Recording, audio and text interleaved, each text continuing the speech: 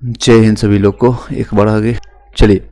Previous year का है 98 में पूछा हुआ बीपीएससी में क्वेश्चन आया हुआ है। वन लाइनर फॉर्म में आपको क्वेश्चन आंसर बता देते हैं।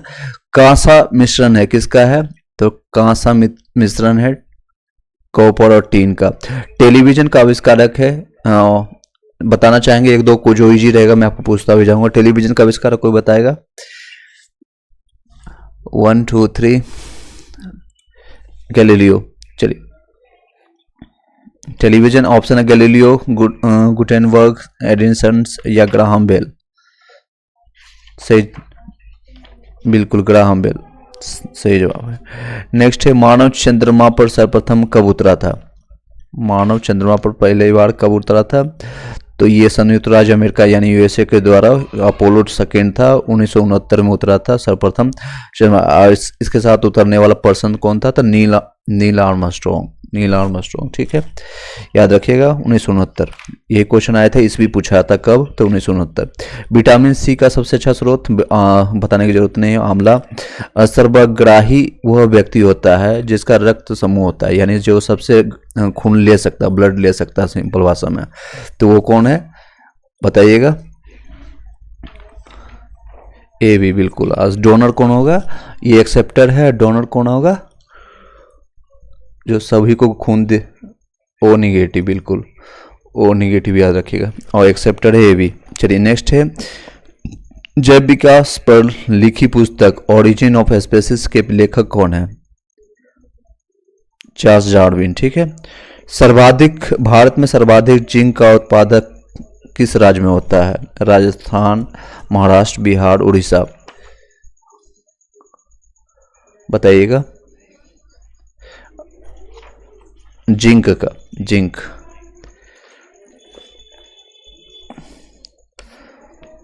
राजस्थान में होता है, राजस्थान में होता है जिंक, सबसे ज़्यादा राजस्थान में होता है, ठीक है। थोड़ा इसका डिस्क्राइब कर लेते हैं अगर कुछ है तो, नहीं है, बस वन लाइनर फॉर्मेट में आपको यही जान लीजिए, जिंक है सबसे ज़्यादा राजस्थान में होता है। भारतीय अंतरिक्ष अनुसंधान संगठन स्थित है श्रीहरिकोटा, बेंगलोर, ट्राम्बे और तिरुवनंतपुरम। तिरुवनंतपुरम, बाकी लोग भी बताना चाहेंगे। भारतीय अंतरिक्ष अनुसंधान संगठन आपका है बेंगलोर में, इसरो के बारे में बता रहा है, ठीक है। नेक्स्ट है वास्को डी गामा भारत कब आया था? Very good, 1498। नेक्स्ट आगे बढ़ते हैं। यहूदियों का पूजा स्थल कहलाता है चर्च, मस्जिद या सिनेगोग, या इनमें से कोई नहीं? Very good, synagogue. वास्तव में यहूदियों का मूल अर्थ होता है यरूशलेम। यरूशलेम के आसपास में यूहा नामक देश के निवासी थे। बाइबिल के पूर्वार्थ यानी ओल्ड टेस्टामेंट में जिस धर्म या दर्शन का प्रतिपादन किया जाता था उसे ही यहूदी कहते थे। यहूदी धर्म के मुख्य ग्रंथ जो होता है तोराह के नाम से प्रचलित है। यहूदी के पूजा स्थल को सिनेगोग के नाम से जानते हैं। किसको? सिनेगोग, ठीक है। यात्रा उत्सव कहाँ मनाया जाता है? कोणार्क, पुरी, हरिद्वार, द्वारिका। हाँ, पुरी उड़ीसा में। चलिए यात्रा उत्सव मनाया जाता है पुरी में। बिहार में भी आती है, आप लोग को बंगाल में भी होता है, लेकिन सबसे ज़्यादा पुरी में, और यहीं से स्टार्ट होती है। जगन्नाथ मंदिर वहीं पर है, जगन्नाथ भगवान की। नेक्स्ट है भारत में जनसंख्या बढ़ने का मुख्य कारण क्या है? तो मृत्यु दर में कमी होने के कारण। नेक्स्ट है अकबरनामा किसके द्वारा लिखा गया है? बताइएगा अकबरनामा। ऑप्शन नहीं देंगे इसमें क्योंकि बहुत बार रिपीट हो रहा है, दें ऑप्शन। ओके, फिरदौसी के द्वारा, बिरबल, इनायत खान, फिर अबुल फैजल के खान। अबुल फैजल के द्वारा। अबुल फैजल वाले 1 नंबर जो अपने में ऐड कर लीजिएगा, बाकी लोग 0 नंबर। ओ से अकबरनामा, ओ से अबुल फैजल याद रखिएगा। नेक्स्ट है निम्नलिखित में से कौन सा भारत का लौह पुरुष के नाम से जाना जाता है या कहलाते हैं? वल्लभ भाई पटेल। Ellora, very good. एलोरा का गुफा स्थित है?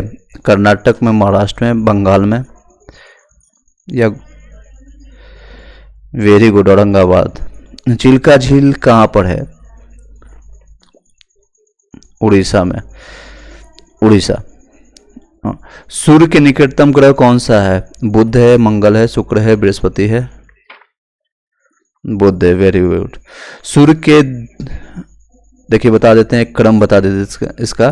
सूर्य के दूरी के अनुसार ग्रहों का क्रम इस प्रकार है। सबसे पहले बुध आएगा, उसके बाद शुक्र होएगा, फिर पृथ्वी, फिर मंगल, फिर बृहस्पति, शनि, फिर अरुण यानी कि उसको यूरेनस कहते हैं इंग्लिश में, एंड वरुण यानी नेपच्यून, उसके बाद प्लूटोन, चेरांग, सरेस और यूबी 313 नौवे ग्रह जो कि अभी आया है। तो सबसे पहले कौन आएगा? बुध, और सबसे लास्ट में है यूबी 313। चलिए नेक्स्ट चलते हैं। क्वेश्चन इस तरह से है, आप बताइएगा विटामिन सी का रासायनिक नाम क्या है? विटामिन सी का रासायनिक एस्कॉर्बिक एसिड, बिल्कुल। चलिए सभी लोग को याद रखेंगे। नेक्स्ट, दुनिया का अधिकतम वर्षा वाला स्थान कौन सा है? हांगकांग, जावा, चेरापूंजी, मानेसराम? मानेसराम सही जवाब आएगा, मानेसराम। भारत के मेघालय राज्य में स्थित, बाकी लोग म्यूट कर लीजिए। भारत के मेघालय राज्य में स्थित मानेसराम दुनिया का सर्वाधिक वर्षा वाला स्थान है। याद रहेगा, चेरापूंजी कोई नहीं मारेंगे। अब यहाँ गलती कर लेंगे, कोई दिक्कत नहीं, भाग्यमद में गलती नहीं कीजिएगा। भारत के पहले नोबेल पुरस्कार विजेता कौन है? CV Raman, Rabindranath Tagore, Mother Teresa, Hargobind Khorana? गलत जवाब। दूसरा कोई ट्राई करेंगे? गलत जवाब। इसमें सही जवाब आएगा रविन्द्रनाथ टैगोर। बोल देते तो मिल जाता। चलिए कोई बात नहीं। नेक्स्ट क्वेश्चन चलते हैं। याद रखिएगा, पहला है 1913 में शायद इनको मिला है रविन्द्रनाथ टैगोर को, और सीवी रमन भौतिकी के क्षेत्र में मिला है 1930 में इनको। चलिए, रमन प्रभाव के लिए। नेक्स्ट है, निम्नलिखित में से किसको हाल में भारत रत्न दिया गया? ये करंट का क्वेश्चन था, छोड़ देते हैं इसको। कृष्ण के जीवन पर लिखी नई कविता प्रेम वाटिका के लेखक कौन है? तो रस खान है। ऑस्ट्रेलिया की राजधानी कहाँ है? तो एडिलेड है, एडिलेड। यस। और कवारती राजधानी है लक्षद्वीप की। दुनिया का सबसे बड़ा द्वीप है ग्रीनलैंड। और गोबी मरुस्थल स्थित है मंगोलिया में। निम्नलिखित में से कौन से बंगाल का शोक कहलाता है? बताइएगा इसका आंसर। बंगाल का शोक दामोदर। और बिहार का शोक? Very good. नेक्स्ट है, गीत सेठी संबंधित है बिलियर्ड से। वो व्यक्ति जो सर्वप्रथम माउंट एवरेस्ट पर बिना ऑक्सीजन के चढ़ा था वो कौन था? बिना ऑक्सीजन वाला। ऑप्शन दे आपको? चलिए ऑप्शन सुनिएगा। फूर दोरजी, टेंजिंग नॉर्गे, एडमंड हिलेरी या नवांग गोम्बू?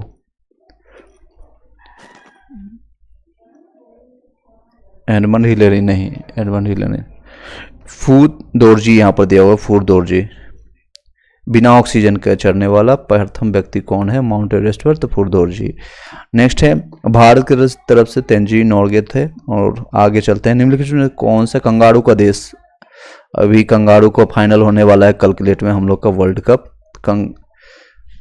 बताइएगा। ऑस्ट्रेलिया। सभी लोग को याद रहेगा, कमला जी, ऑस्ट्रेलिया। कल उनसे फाइट भी हम लोग का है ना। कल भारत जीतेगा, ऐसी शुभकामना है। चलिए, कल भारत जीतेगा, उसके बाद 7 वर्ष से लेकर के 10 तारीख तक आप लोग जीतेंगे। नेक्स्ट है, अलबरूनी भारत आया कब आया था? 10वीं सदी में, 11वीं सदी में, 12वीं या 13वीं में?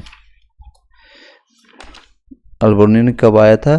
तो अलबरूनी आपका आया था 11वीं सदी में। बता देते हैं, 11वीं सदी में महमूद गजनवी के शासनकाल में भारत आया था। वो महमूद गजनवी के दरबार में दरिये नाम रत्नों में से एक था। नेक्स्ट क्वेश्चन पर चलते हैं, और इस तरह से रहेगा क्वेश्चन। राजा तरंगिणी मैंने इसके बारे में बताया भी तो ऑप्शन नहीं देंगे। राजा तरंगिणी के लेखक कौन है? Very good, Kalhana. बाकी लोग सेम पेज पर हैं सभी लोग, कल्हण। Very good. नेक्स्ट है अलाई दरवाजा बनाया गया था, ऑप्शन नहीं देंगे इसमें, या चाहिए आपको? हाँ, किसके द्वारा? Very good. कहाँ पर?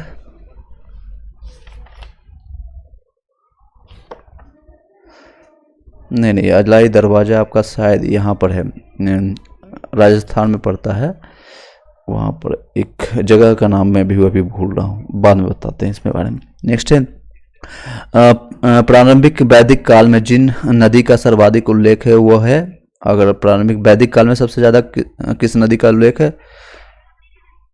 सरस्वती उल्लेख है। ऑप्शन है सिंधु, सतयुग, सरस्वती, गंगा।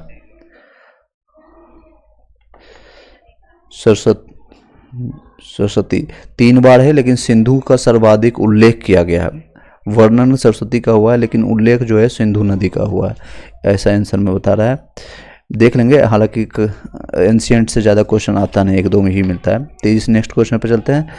गंग कौन सा सही होगा? ओ, सरस्वती, दोनों में देख लेते हैं कन्फ्यूजन।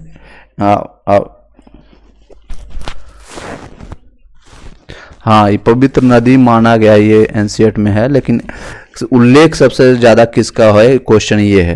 प्रारंभिक वैदिक काल में हाँ, जिस नदी का सर्वाधिक उल्लेख किया गया वो सिंधु है। और 1000 कितना बार उल्लेख किया गया, नंबर भी आपको मैं बता दूंगा आफ्टर वीडियो में, जो मिलेगा नोट्स मेरे पास है, मैं आपको नोट्स का फोटो भेज दूंगा। चलिए अभी इसको ख़त्म करते हैं। गंगटोक चोलबुरम का मंदिर कहाँ बनवाया गया था? तो राजेंद्र प्रथम द्वारा बनवाया गया था। रणजी ट्रॉफी संबंधित है क्रिकेट से, कुकी जनजाति के लोग होते हैं मणिपुर के।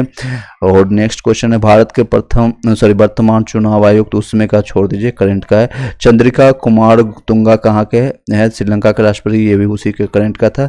गार्डन रीच जहाज बनाने का कारखाना स्थित है पश्चिम बंगाल में। चलिए नेक्स्ट क्वेश्चन है भारत के संविधान द्वारा राष्ट्रीय झंडा के डिजाइन को कब स्वीकार किया गया था? ऑप्शन देते हैं 22 जुलाई 1947, 8 नवंबर 1946, 20 जून 1947 और 15 अगस्त 1947। भारतीय झंडा को बताइएगा। रॉन्ग जवाब। कोई और ट्राई करेंगे या मैं आंसर बता दूं? वेरी गुड, उषा जी सही है आपका, 22 जुलाई 1947 रहेगा। और इसके बारे में थोड़ा सा बता देते हैं। भारत के संविधान ने भारत राष्ट्र ध्वज यानी राष्ट्र ध्वज का प्रारूप जो बनाया गया था 22 जुलाई 1947 को अपनाया गया था। और भारत के राष्ट्रीय ध्वज का पहली बार प्रदर्शन जो किया गया था 14 अगस्त 1947 की मध्य रात्रि में। ध्वज की लंबाई जो है और चौड़ाई का अनुपात है 3:2, यानी 3 है अगर लंबाई, और चौड़ाई उसका 2 अनुपात का रहेगा। चलिए आगे बढ़ते हैं। बांग्लादेश का राष्ट्रीय गान अमार सोनार, इसमें क्वेश्चन पूछने की जरूरत ही नहीं है। अमार सोनार रवींद्रनाथ टैगोर, क्वेश्चन आने से पहले आंसर आ गया। नेक्स्ट है तिम्बू राजधानी कहाँ है? भूटान की। हल्दी घाटी का युद्ध कब हुआ था ये बताइएगा। जो याद करने वाला होगा वो बहुत पूछेंगे बस। 1500। वेरी गुड, वेरी गुड, अगर नंबर याद है तो बहुत अच्छी बात है। 1576, बहुत अच्छी बात है। बाकी लोग याद कर लेंगे। अकबर और महाराणा प्रताप के बीच में, वेरी गुड। कुछ और इनपुट डालना चाहेंगे इसमें, विस्तार से बताना चाहेंगे? चलिए मैं बता देता हूँ। अकबर के सेनानायक मान सिंह ने हल्दी घाटी के मैदान में 18 जून 1576 को चित्तौड़ के राजा महाराजा जो राजा कौन थे, प्रताप सिंह को परास्त किया था। और परंतु राणा प्रताप ने अकबर का आतिथ्य स्वीकार करने के बजाय अरावली की पहाड़ी में जाकर शरण ले लिया था। अरावली पर्वत कहाँ पर है? तो राजस्थान से दिल्ली तक ये कनेक्ट होती है, और एक अरावली हिल्स जाकर के यहाँ भी आती है। चलिए दिल्ली में गुड़गांव के आसपास में। नेक्स्ट चलते हैं और इसी अरावली हिल्स पे आपका गुरु शिखर के बारे में मैंने कल चर्चा किया था। माउंट एवरेस्ट माउंट आबू इसी से कनेक्टेड होता है, जहाँ की सबसे ज़्यादा आपका सेंटर देखा जाता है, ब्रह्मा कुमारी का जो प्रमुख सेंटर है वहीं पर है। आगे बढ़ते हैं, मैंने एक्स्ट्रा बता दिया थोड़ा। गदर पार्टी किस संगठित हुई थी? अमेरिका में, कनाडा में, सिंगापुर में, जापान में? गुड क्वेश्चन, अच्छा क्वेश्चन है, बताइएगा। इजी क्वेश्चन को स्किप कर रहे हैं, जो आपको लग रहा है पूछने लायक कोई पूछ रहा हूँ, बताइएगा। गदर पार्टी संगठित कहाँ हुई थी? आप लोग को आवाज आ रहा है?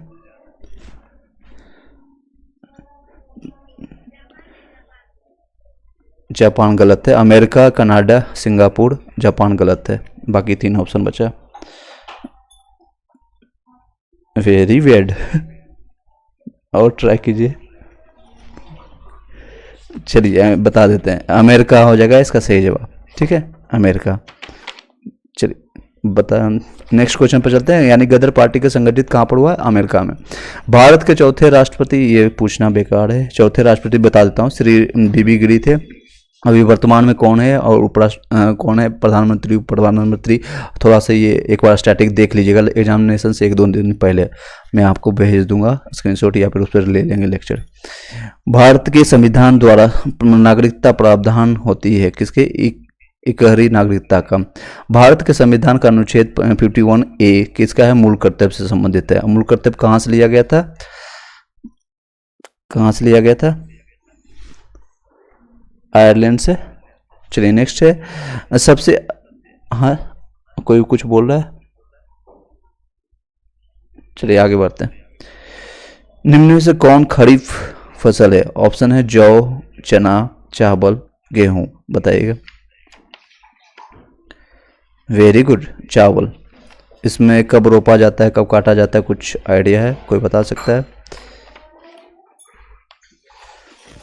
खरीफ फसल। चलिए एक, हाँ जून जुलाई में रोपी जाती है और इसको ठंड में यानी कि अक्टूबर नवंबर में इसको काटी जाती है। और एक बार ना एक खरीफ फसल, रबी फसल इसका ठीक उल्टा होगा। रबी फसल अभी के टाइम में यानी अक्टूबर नवंबर में रोपी जाती है और मार्च में होली के टाइम उसको काटी जाती है। ठीक है, एक बार उसका एग्जाम्पल 6-7 क्लास में EBS में मैंने आपको SCRT NCRT के नोट्स में दिया है, आप वहाँ से एक बार देख लीजिएगा। और उसको अमेरिका कुछ बोल रहे हैं, हाँ लाला हरदयाल जी, और अमेरिका उसका दिया हुआ आंसर। ठीक है, चलिए कोई डाउट रह जाता है बाद में खाली आप मैसेज कर दिएगा। ये ग्रुप जिससे हम कॉल किए हैं, ग्रुप ओपन रहेगा 24/7, आप एक दूसरे का हेल्प कर सकते हैं कभी भी किसी समय। ठीक है, कोई दिक्कत नहीं। चलिए नेक्स्ट है, सबसे अधिक अनुसूचित जनजाति संख्या कहाँ पर है? मध्य प्रदेश, बिहार में, महाराष्ट्र में, उड़ीसा में? तो आपको आंसर बताते हैं, मध्य प्रदेश में। और खरीफ का समय बता दी। दांडी यात्रा संबंधित है आपका सविनय अवज्ञा आंदोलन से। और निम्न में से किन्हें भारत के पुनर्जागरण का पिता कहते हैं? तो राजा राम मोहन राय को। अब तेजी से करते हैं, थोड़ा सा और भी कंटेंट करना है। किसको मुद्रास्फीति से लाभ होता है? तो उधार लेने वाले को, यानी जो लोन लेगा उसको ज्यादा फायदा होगा।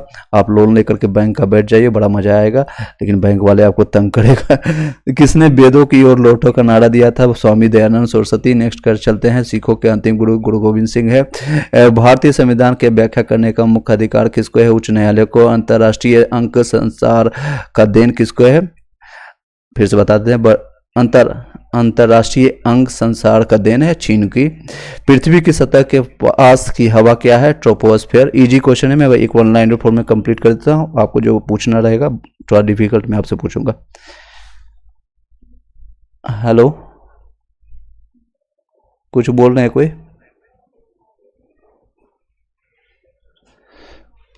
अगर आप बोलना चाहेंगे तो बोल सकते हैं, आप अनम्यूट करके आप बोलिए, कोई दिक्कत नहीं। नेक्स्ट चलते हैं, कहाँ थे यार। बांध जो होता है जल बदलने में मदद करता है, यानी ऊर्जा, जल ऊर्जा के रूप में मदद करता है। और पृथ्वी की सतह के पास हवा जो बहती है उसको ट्रोपोस्फेयर कहते हैं। नेक्स्ट है आपका, निम्न में से ऊर्जा का नवीकरण स्रोत कौन सा है? तो सौर ऊर्जा सबसे बढ़िया है। बाकी ऑप्शन कोयला हो गया या फिर आपके मीथेन हो गया, केरोसिन हो गया, ये नहीं होता। मनुष्य के लिए अति आवश्यक पोषक तत्व क्या होता है? वसा होता है, कार्बोहाइड्रेट, प्रोटीन और खनिज होता है। विटामिन डी की कमी से कौन सा रोग होता है बताइएगा? ऑप्शन है सूखा रोग, अल्परक्तता, रतौंधी, स्कर्वी। सूखा रोग होगा, बिल्कुल सही जवाब। नेक्स्ट है खाद्य भंडारण में धूमकड़ों का इस्तेमाल इन्हें समाप्त करने के लिए किया जाता है। तो कीड़े मकोड़ों को मारने के लिए जो आप खाद्य संग्रहण यानी खाद्य भंडारण, जैसे कि आपका अनाज आया घर पर कट करके और उसको माने कीड़ों से भगाने के लिए, कीड़ों को मारने के लिए या भगाने के लिए क्या चीज़ करते हैं? तो धूल, लोग देखते होंगे गांव में धूल जलाते हैं, आसपास में आग जला करके, धूल जला करके भगाते हैं। पृथ्वी के वायुमंडल का मुख्य उत्पादन क्या होता है? मुख्य उत्पादन तत्व कौन सा है? Oxygen, nitrogen, carbon dioxide, argon. बताइएगा। पृथ्वी के वायुमंडल का मुख्य उपादान तत्व कौन सा है? मतलब सिंपल से क्वेश्चन, इसको देखिए सिंपल से इसको हम आपको आप आंसर सभी लोग दे पाइएगा, मैं बता देता हूँ। जैसे वायु में सबसे ज़्यादा मात्रा में कौन सा तत्व होता है? आप समझ जाएंगे सभी लोग। देखिए ये क्वेश्चन को घुमा के पूछा तो एक लोग का जवाब आया। जब क्वेश्चन सही से आप समझ गए हैं तो सभी लोग का जवाब आ गया, नाइट्रोजन सही जवाब है। नेक्स्ट क्वेश्चन पे चलते हैं। एक अशु शक्ति के बराबर है, मैंने कल इसके बारे में बताया था, बताइए कितना है?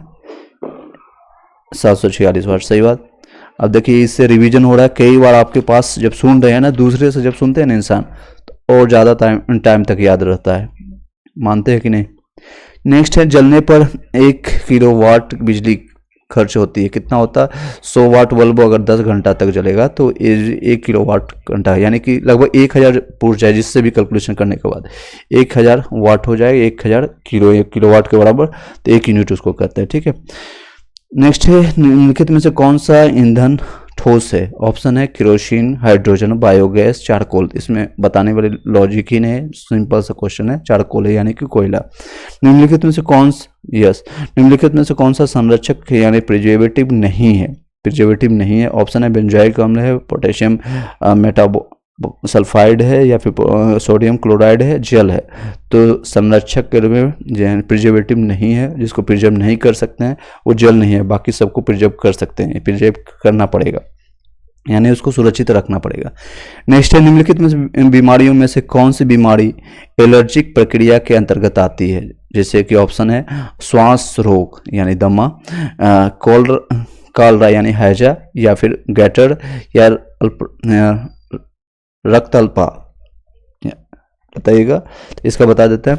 जो एलर्जी जिसमें फैलता है वो है आपका श्वास रोग यानी दमा जो आपका फैलता है, ठीक है, श्वास रोग, ठीक है। नेक्स्ट है पौधे प्रकाश संश्लेषण में उपयोग करते हैं। पौधे प्रकाश संश्लेषण में क्या उपयोग करते हैं? तो कार्बन डाइऑक्साइड, जल और ऊर्जा, सूर्य का यस यही कार्बन डाइऑक्साइड, जल एवं सूर्य का प्रकाश का उपयोग करते हैं। नेक्स्ट है मोमबत्ती की लौ का बाहरी भाग नीला क्यों है? नीला होता है क्योंकि यह संपर्क में आता है, किसके संपर्क में आता है? हाँ कुछ बोल रहे?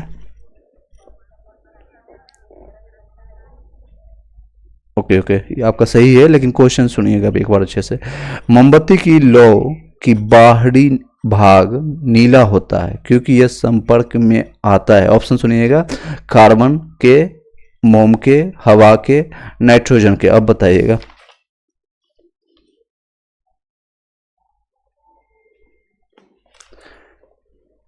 जलता है नहीं, नीला क्यों दिखता है? आप बताइएगा। आंसर थोड़ा क्वेश्चन को घुमाया है, आपका आंसर आना चाहिए। बताइएगा, कोई और ट्राई करेंगे? उषा जी एंड अर्चना जी।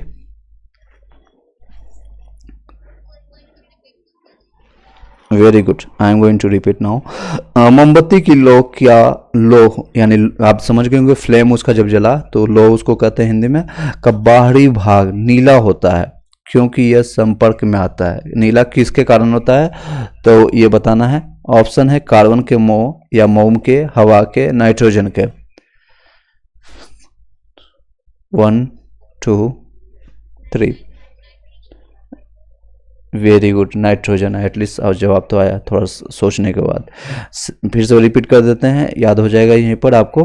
मोमबत्ती की लो होता है, उसका बाहरी भाग नीला होता है क्योंकि यह संपर्क में आता है नाइट्रोजन के संपर्क में आने के कारण वो नीला दिखता है। बाकी वो जलने वाला जो कॉन्सेप्ट बता रहे थे आप वो सही है, क्योंकि ऑक्सीजन रहेगा, वायु रहेगा तो ही जलेगा। लेकिन नीला क्यों दिख रहा है? तो नाइट्रोजन के कारण। किसी तत्व के परमाणु संख्या बराबर होती है, किसके बराबर होती है? प्रोटॉन की संख्या के बराबर होती है। ठीक है, तत्व की परमाणु संख्या प्रोटॉन की संख्या के बराबर होती है। नेक्स्ट क्वेश्चन पर चलते हैं। इस तरह से है, एक क्वेश्चन है करंट का, छोड़ दीजिए। पृथ्वी की सौर प्रणाली में है कितना है? 8 ग्रह है। 8 ग्रह है या 9 ग्रह है, 7 ग्रह है, आप बताइएगा। बिल्कुल 8 ग्रह है। नेक्स्ट क्वेश्चन पर चलते हैं। बच्चों के आम गुब्बारों को फुलाने के लिए किस गैस का उपयोग किया जाता है? ऑप्शन नहीं देंगे। Helium, hydrogen, argon, nitrogen. गलत आया इसलिए मुझे ऑप्शन देना पड़ रहा है, बताइएगा। हीलियम गलत है, सही जवाब है आपका हाइड्रोजन। लेकिन मैंने भी हीलियम ही पढ़ा था। यहाँ पर ऑप्शन जो आपका बी है, बीपीएससी मार्क आया है, बीपीएससी आंसर इसमें दिया है वो आपका हाइड्रोजन। हाँ, हीलियम 83 डी यहाँ पर, लेकिन आंसर मार्क रखा है आपका हाइड्रोजन। हाँ जी, फिर से बता देते हैं। बच्चों के आम गुब्बारों को फुलाने के लिए किस गैस का उपयोग किया जाता है? इसमें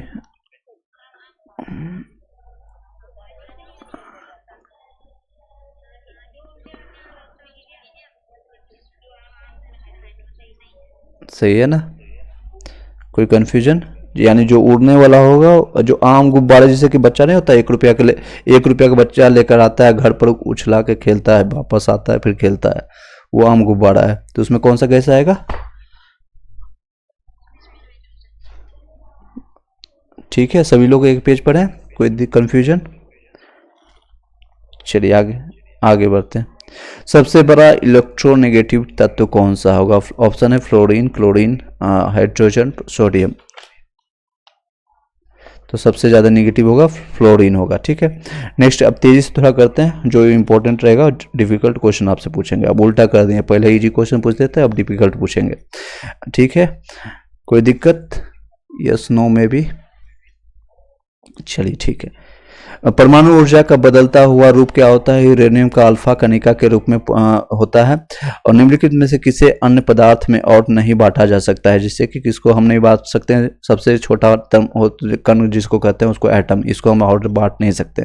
निम्नलिखित में से कौन मॉलिक्यूल में एटम का सबसे आसान अनुपात दर्शाता है? वो आपका एम्पलीयर फॉर्मूला बताता है। एम्पलीयर फॉर्मूला, पीट कर जिस धातु को चद्दर का रूप दिया जाता है उसे कहते हैं, क्या कहते हैं उसको? उसको डक्टाइल कहते हैं। फिर से बताते हैं, पीट कर जिस धातु को चद्दर के रूप दिया जाता है उसे डक्टाइल कहते हैं। एक कैटालिस्ट होता है, प्रतिक्रिया के दर को घटा या बढ़ा सकता है।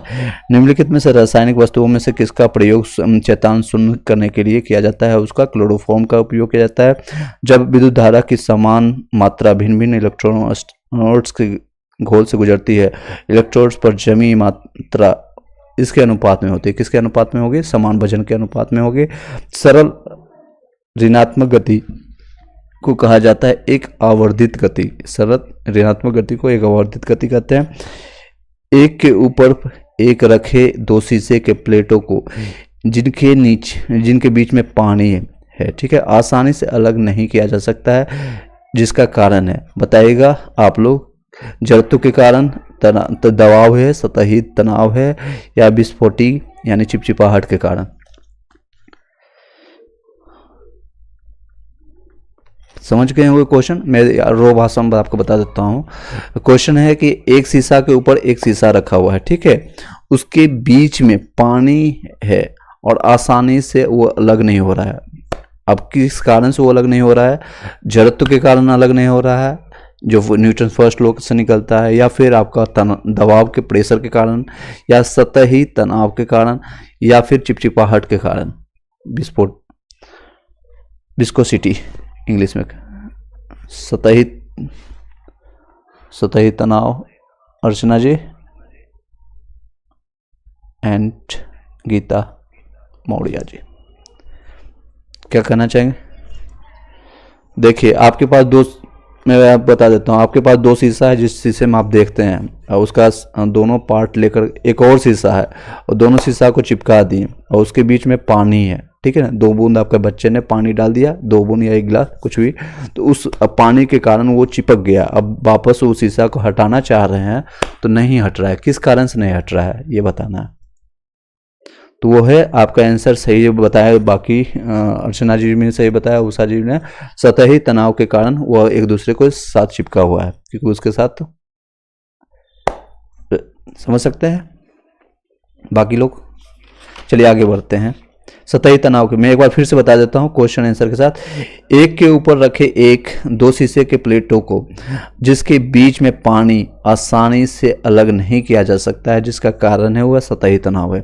नेक्स्ट है भौतिक और रासायनिक तुलना। 2 पल्ला जो सिद्धांत पर कार्य करता है, लीवर के कारण होता है। पहाड़ी स्थानों पर जल का क्वथनांक कम होता है, क्योंकि पहाड़ी स्थानों पर क्या होता है, वायुमंडल का दाब कम हो जाता है, और इसके बारे में ऑलरेडी डिस्कस किए थे, इसलिए हम ज़्यादा नहीं करेंगे। आगे बढ़ते हैं। वाहन से सफर करने वाले व्यक्ति अचानक ब्रेक लगाने पर आगे की ओर गिर जाता है। ये इजी है क्योंकि गति की जरूरत को बनाए रखने के।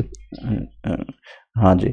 नेक्स्ट है सुबह के समय यदि हवा में धुआं अधिक हो तो कोहरा भी अधिक होता है, क्योंकि वायु में मौजूद जलवाष्प धुआं के कणों में जम जाता है। क्यों होता है? क्योंकि वायु में मौजूद होता है जलवाष्प धुआं के कणों के साथ जम जाता है। इसके कारण जब गोली किसी लक्ष्य पर लगाई जाती है तो यह क्या होता है, तो यह गल जाती है, क्योंकि कुछ यहाँ पर मिसप्रिंट है, फिर से बताते हैं। जब गोली किसी लक्ष्य पर लगती है तो वह लग जाती है, क्योंकि इसकी गति संबंधी ऊर्जा उष्मा में बदल जाती है, क्योंकि यह अवरोध द्वारा रोक लिया जाता है। ये क्वेश्चन इनकम्प्लीट है, इसको छोड़ दीजिए। चाय की केतली के ढक्कन में एक छेद रहता है, क्योंकि चाय आसानी से उड़ेली जा सकती है, क्योंकि छिद्र में हवा प्रवेश करती है। एक चीज़ और बता देते, देखिए प्रैक्टिस सेट लगाने से ये पता चलता है बीपीएससी या फिर कोई भी एक कंपटीशन एग्जामिनेशन जानबूझकर 1-2 क्वेश्चन ऐसा देगा कि वो गलत समझ ही नहीं आएगा, तो उसके फिर से उस क्वेश्चन के पीछे में फंसना नहीं, आपका टाइम नहीं बर्बाद करना है। लगता है आता है तो बनाना है, नहीं आता है तो उसको ABCD कुछ भी आप मार दीजिए, क्योंकि निगेटिव है नहीं, आगे बढ़ जाएगा। उसमें टाइम नहीं देना है। अगर आप उसमें 2-3 मिनट दे दिए तो हो सकता है कुछ जो इजी क्वेश्चन है और आगे बना सकते हैं वो नहीं बनेगा। चलिए उषा जी आपके पास ही एक सेट मैंने कंप्लीट किया, सिर्फ GK का टोटल 100 क्वेश्चन था इसमें। अब आपके हवाले।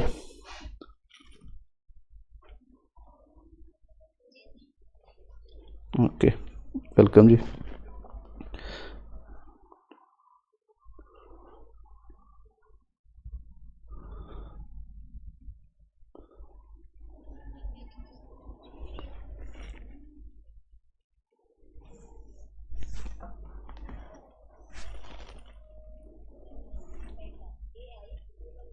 रोबोट टीओ कौन दुनिया का पहला MIKT। ये मानव की तरह दिखने वाली पहली रोबोट टीओ है। इसका निर्माण टेंसेंट कंपनी द्वारा हुआ। अगला प्रश्न है ICC cricket hall of fame में शामिल होने वाली पहली भारतीय महिला क्रिकेटर कौन है? ICC cricket hall of fame में शामिल होने वाली पहली भारतीय महिला क्रिकेटर कौन है? डायना एडोल्जी है। इसमें तीन को शामिल किया गया है। पहले है अरविंद डिसिल्वा, दूसरे हैं वीरेंद्र सहवाग, तीसरी महिला क्रिकेटर खिलाड़ी हैं डायना एडोल्जी। इनको ये जो इन्हें शामिल किया गया वानखेड़े स्टेडियम मुंबई में। ICC क्रिकेट वर्ल्ड कप के बारे में भी थोड़ा जान लेते हैं। ICC क्रिकेट वर्ल्ड कप 2023 ये 13वें क्रम का था। इसमें विजेता रहा वेस्ट इंडीज। शुभंकर था क्रिप्टोवर्स। ब्रांड एम्बेसडर थे शाहरुख खान। थीम सॉन्ग था दिल जश्न बोले। और ये पहला 1975 में इंग्लैंड में हुआ था। सचिन तेंदुलकर जी की स्टैच्यू का अनावरण भी वानखेड़े स्टेडियम में अभी रिसेंटली हुआ है। नेक्स्ट क्वेश्चन है, WOH के एशिया और प्रशांत क्षेत्रीय आयोग का 33वां सम्मेलन कहाँ प्रारंभ हुआ है? WOH के एशिया और प्रशांत क्षेत्रीय आयोग। हेलो हाँ हेलो। उत्तराखंड से है। डेयरी नाग चाय का संबंध उत्तराखंड से है। उत्तराखंड को कुल 15 GI टैग प्राप्त हो चुके हैं। GI टैग के बारे में थोड़ा सा जान लेते हैं। इसका एक्ट 1999 में आया, 2003 में ये लागू हुआ। पहला जो GI टैग है वो दार्जिलिंग की चाय को 2004 में मिला। और ये किस मंत्रालय द्वारा दिया जाता है? वाणिज्यिक एवं उद्योग मंत्रालय द्वारा। रिसेंटली कुछ GI टैग प्राप्त हुए हैं, कुछ उन उत्पाद के बारे में थोड़ा सा जान लेते हैं। चुरपी को मिला है, जो ये याक का पनीर है, अरुणाचल प्रदेश को। बसोली पेंटिंग को मिला है, ये जम्मू कश्मीर की है। कम्मा अंगूर को तमिलनाडु, सुंदरजहां MP, उस्तकला राजस्थान, काला जीरा चावल ओडिशा को मिला है। नेक्स्ट क्वेश्चन है, जोकाटा ने MSME आर्थिक गतिविधि सूचकांक संपूर्ण किसके सहयोग से लॉन्च किया है? MSME आर्थिक गतिविधि सूचकांक संपूर्ण किसके सहयोग से लॉन्च किया है? संपूर्ण सूचकांक का नाम है, इसमें सिडबी के सहयोग से किया है। ये इसका उद्देश्य है छोटे लघु उद्योगों की स्थिति का पता लगाने के लिए। MSME की फुल फॉर्म है micro small and medium enterprise. इसे भारत का विकास इंजन भी कहते हैं। सिडबी के बारे में थोड़ा सा जान लेते हैं। सिडबी है small industrial development of India. इसकी स्थापना 1990 में हुई। इसका हेडक्वार्टर लखनऊ में है।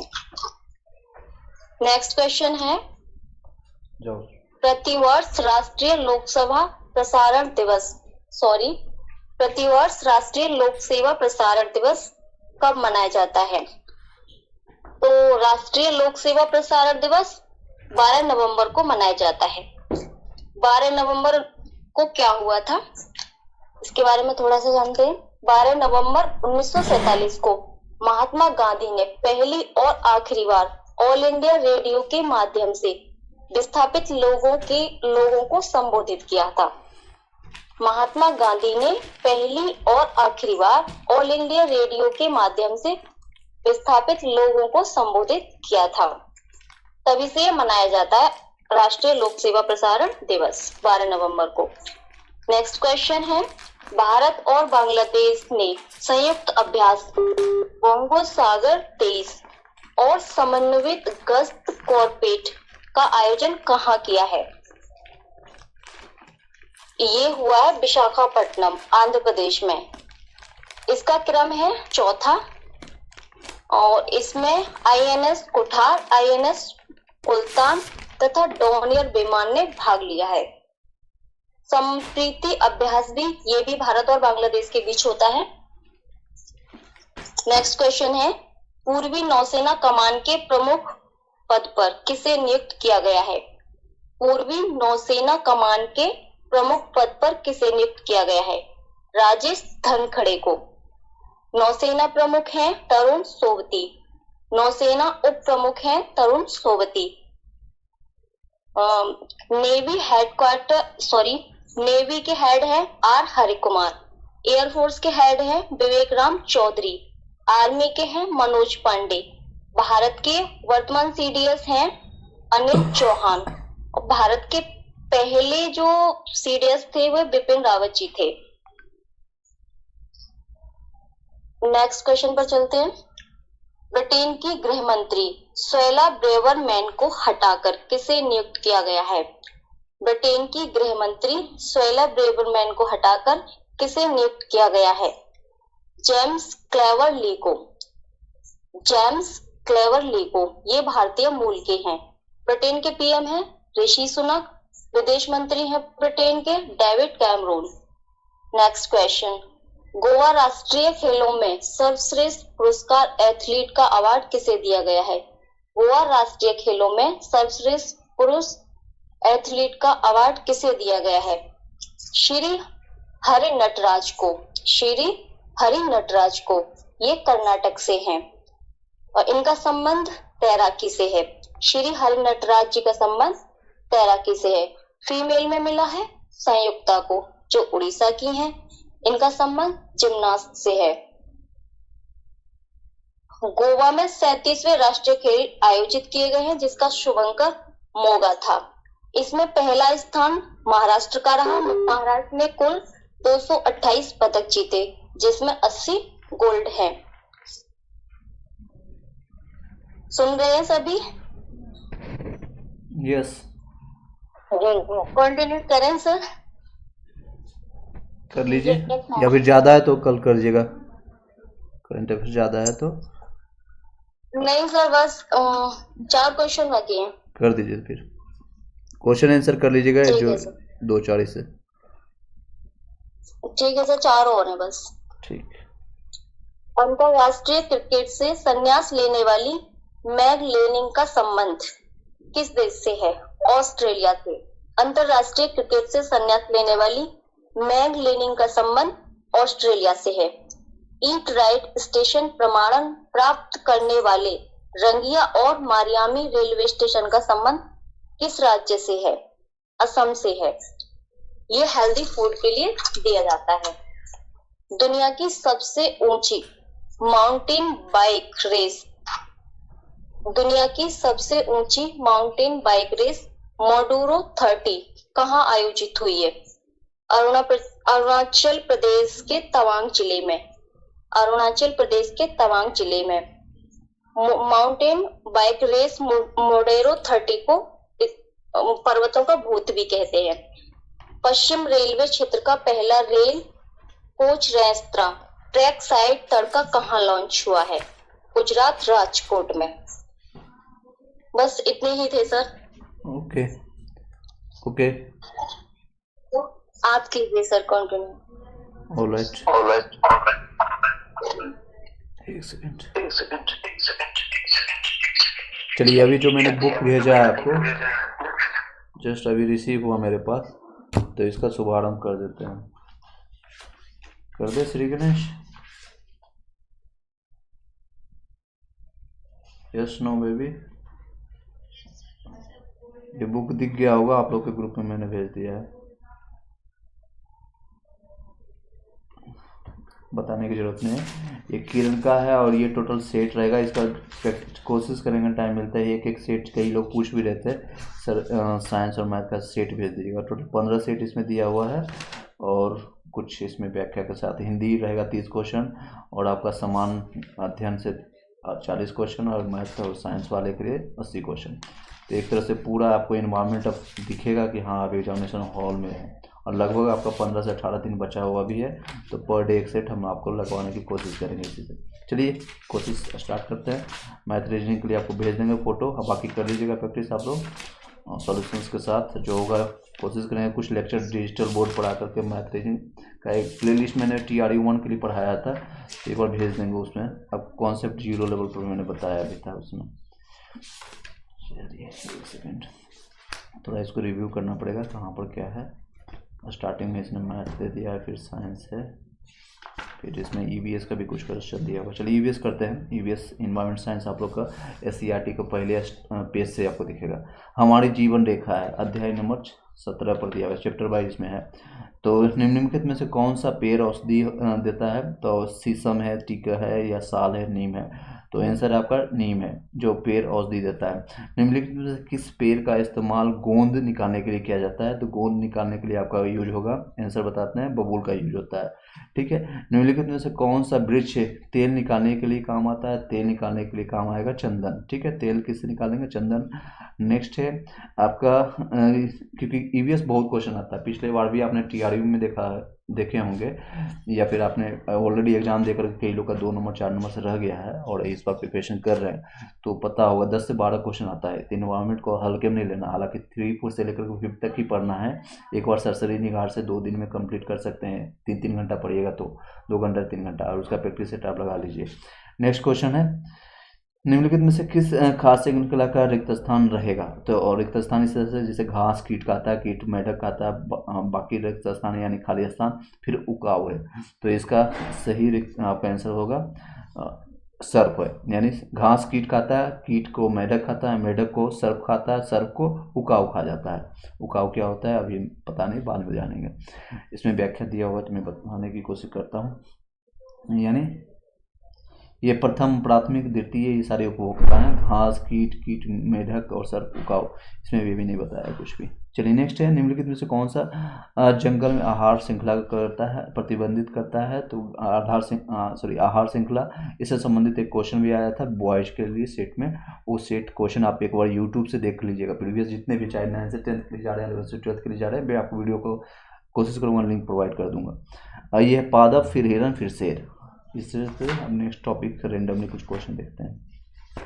अर्चना जी, आपने कुछ तैयार किया आज? Have you prepared anything else?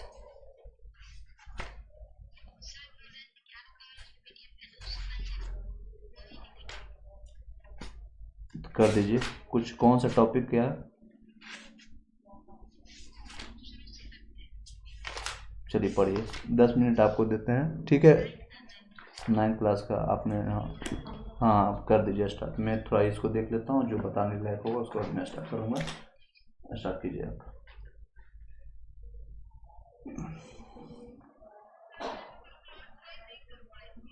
Congratulation, congratulation, बधाई। वैसे कोई बात नहीं, कोई बात नहीं, आपका सीटेट के लिए नहीं है। आप सीटेट पर 21 जनवरी का एग्जामिनेशन है आपका। आप एक्टिव नहीं रहते हैं, इसलिए मैंने बोला आपको कॉन्ग्रेचुलेशन कि आप ग्रुप में एक्टिव नहीं रहते हैं, इसलिए बधाई पात्र हैं आप। तो इसीलिए तो बधाई मिला आपको। आपने एक्स्ट्रा गलती नहीं कीजिएगा, इसके लिए डबल डबल बधाई मिलेगा आपको नेक्स्ट टाइम। चलिए आगे। अर्चना जी आपके हमारे आसपास के पदार्थ। संसार की सभी वस्तुएं जिन सामग्री से बनी हैं, वैज्ञानिक उसे पदार्थ कहते हैं। वे वस्तुएं जिनका द्रव्यमान होता है और स्थान आयतन घेरती है, पदार्थ कहलाता है। प्राचीन भारत के दार्शनिकों ने पदार्थ को पंच तत्व वायु, पृथ्वी, अग्नि, जल और आकाश से बना बताया है। पदार्थ को इन्हीं पंच तत्व में वर्गीकृत किया है। सभी पदार्थ कणों से मिलकर बने होते हैं। पदार्थ के कण अत्यंत सूक्ष्म होते हैं। पदार्थ के कणों के बीच रिक्त स्थान होता है। पदार्थ के कण निरंतर गतिशील होते हैं। पदार्थ के कण एक दूसरे को आकर्षित करते हैं। पदार्थ के कणों में गतिज ऊर्जा होती है और तापमान बढ़ने से कणों में की गति तेज हो जाती है। पदार्थ के कण अपने आप ही एक दूसरे के साथ अंतः मिश्रित हो जाते हैं। ऐसा कणों के रिक्त स्थानों में समावेश होने के कारण होता है। दो विभिन्न पदार्थों के कणों का स्वतः मिलना विसरण कहलाता है। दो विभिन्न पदार्थों के कणों का स्वतः मिलना विसरण कहलाता है। पदार्थ के कणों के बीच एक बल कार्य करता है। यह बल कणों को एक साथ रखता है। इसे अंतरानुक बल भी कहते हैं। पदार्थ के कणों के बीच एक बल कार्य करता है। यह बल कणों को एक साथ रखता है। इसे अंतरानुक बल भी कहा जाता है। प्रत्येक पदार्थ में यह आकर्षण बल अलग अलग होता है। इन्हीं बलों के कारण पदार्थ की अवस्था बनती है। प्रत्येक पदार्थ में यह आकर्षण बल अलग अलग होता है। इन्हीं बलों के कारण पदार्थ की अवस्थाएं बनती है। पदार्थ की 3 अवस्थाएं होती है, ठोस, द्रव और गैस। पदार्थ की ये अवस्थाएं उनकी कणों की विभिन्न विशेषताओं के कारण होता है। बल लगने पर ठोस टूट सकते हैं, लेकिन इसका आकार नहीं बदलता। द्रव का कोई अपना आकार नहीं होता। जिस बर्तन में इसे रखते हैं, ये उसी का आकार ले लेता है, परंतु द्रव का आयतन होता है। द्रव में ठोस द्रव और गैस तीनों का विसरण संभव है। ठोस की अपेक्षा द्रवों में विसरण की दर अधिक होती है। यही कारण है कि द्रव अवस्था में पदार्थ के कण स्वतंत्र रूप से गति करते हैं। ठोस की अपेक्षा द्रव के कणों में रिक्त स्थान भी अधिक होता है। ठोसों एवं द्रवों की तुलना में गैसों की संपीड्यता काफी अधिक होती है। तापमान एवं दाब में परिवर्तन कर पदार्थ की अवस्थाएं बदली जा सकती हैं। जिस तापमान पर कोई ठोस पिघलकर द्रव बन जाता है वह इसका ताप उस पदार्थ का गलनांक कहलाता है। जिस तापमान पर कोई ठोस पिघलकर द्रव बन जाता है वह इसका ताप उस पदार्थ का गलनांक कहलाता है। गलने की प्रक्रिया यानी ठोस से द्रव अवस्था में परिवर्तन को संगलन भी कहते हैं। गलने की प्रक्रिया के दौरान गलनांक पर पहुंचने के बाद जब कोई पदार्थ पूरी तरह गल नहीं जाता, तापमान नहीं बदलता है, चाहे उसमें और भी ऊष्मा दे दी जाए। पदार्थ के कणों के आकर्षण बल को बदलने के लिए ताकि अवस्था में परिवर्तन हो सके, तापमान में बिना कोई वृद्धि दर्शाए पदार्थ उस अतिरिक्त ऊष्मा को अवशोषित कर लेता है। यह ऊष्मा पदार्थ में छुपी रहती है जिसे गुप्त ऊष्मा कहते हैं। संगलन की प्रसुप्त ऊष्मा।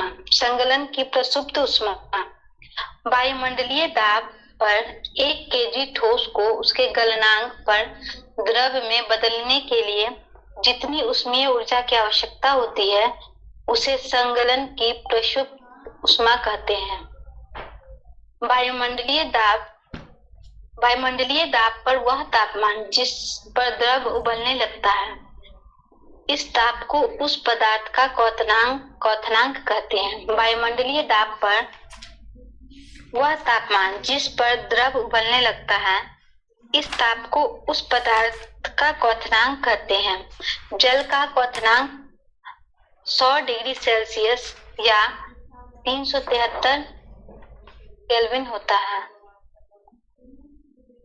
द्रव अवस्था में परिवर्तन हुए बिना ठोस अवस्था में सीधे गैस और वापस ठोस अवस्था में बदलने की प्रक्रिया को ऊर्ध्वपातन कहते हैं। द्रव अवस्था में परिवर्तन हुए बिना ठोस अवस्था से सीधे गैस और वापस ठोस में बदलने की प्रक्रिया को ऊर्ध्वपातन कहते हैं। पदार्थ के कणों के बीच दूरी में परिवर्तन होने के कारण पदार्थ की विभिन्न अवस्थाएं बनती है। पदार्थ के कणों के बीच दूरी में परिवर्तन होने के कारण पदार्थ विभिन्न अवस्थाएं बनती है। Okay, thank you. चलिए हम स्टार्ट करते हैं।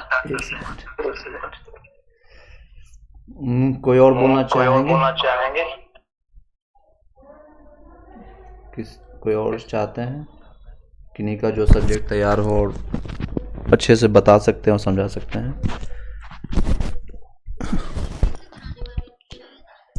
कराना है आपको? कितना टाइम लगेगा? और रूपम बहन नहीं आए, उन्होंने मैसेज किया था। रूपम कोई नहीं, हम स्टार्ट करते हैं। ज्योग्राफी कल देख लेंगे। और आज हम रॉकेट के स्पीड से अभी चलेंगे, मतलब कि तेजी से हम वन लाइनर फॉर्मेट में मिक्स रहेगा। हिस्ट्री हो सकता है, फिर ज्योग्राफी हो सकता है, फिर आपका पॉलिटी हो सकता है, फिर आपका फिजिक्स, केमिस्ट्री, बायोलॉजी।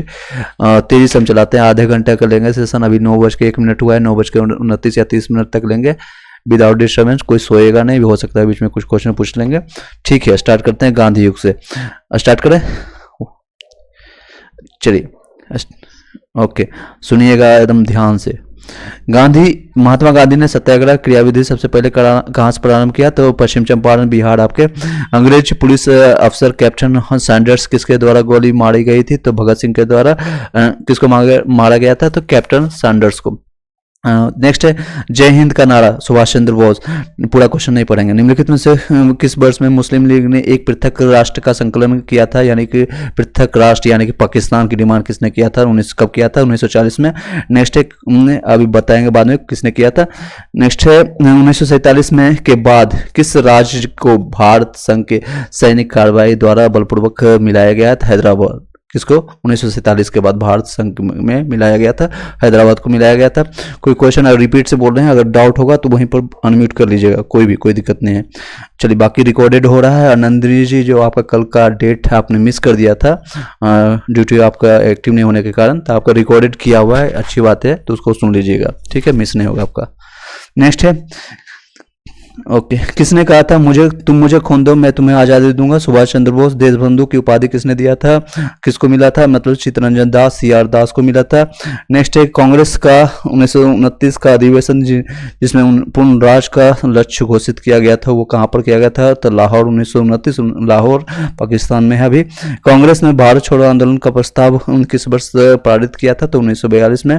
भारत छोड़ो आंदोलन 1942 और इन्हीं में अगस्त में उठा करके सभी लोग को कारागाह में गांधी जी को और जवाहरलाल नेहरू को सबको अलग अलग, डॉक्टर राजेंद्र प्रसाद को बांकीपुर पटना में बंद किया गया था। वहीं से बांकीपुर से जो जेपी यानी जेपी आंदोलन को प्रबंधकता यानी कि जयप्रकाश नारायण जी वहाँ से भाग निकले थे और भाग के कहाँ के चले गए थे, तो नेपाल में।